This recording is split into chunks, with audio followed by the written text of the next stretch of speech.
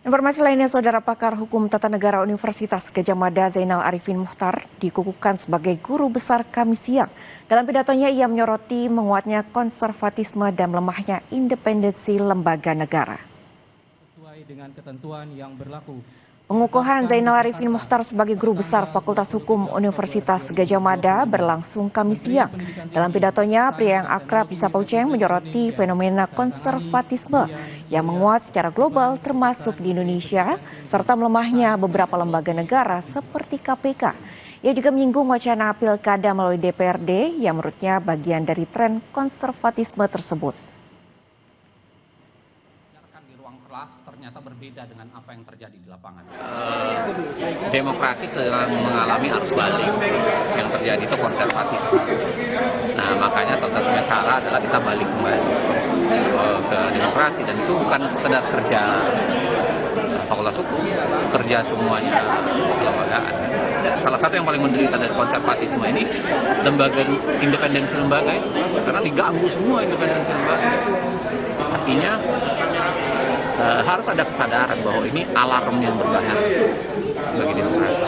Harapan pemikiran-pemikiran yang telah disampaikan tadi juga sebelumnya banyak sekali, itu tentu bermanfaat kepada kita semua untuk kemajuan bangsa ini, untuk kepada jalur yang benar dalam berdemokrasi.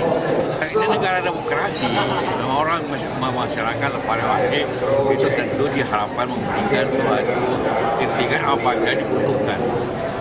Ya. Terima kasih.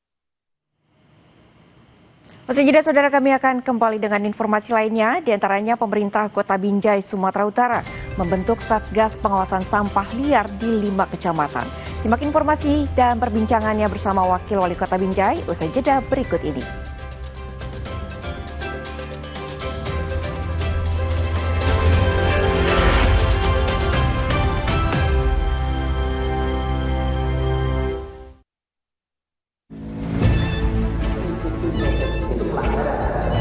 Zamannya sekarang perilaku korupsi ada di BUMN kita. Jangan lompat ke kesimpulan tanpa menjelaskan detailnya. Gaji tidak naik ya. Hanya 5.000 orang. Bahwa hal tersebut tidak boleh. Bola Liar setiap Jumat pukul 8:30 malam live di Kompas TV. Banyak yang sudah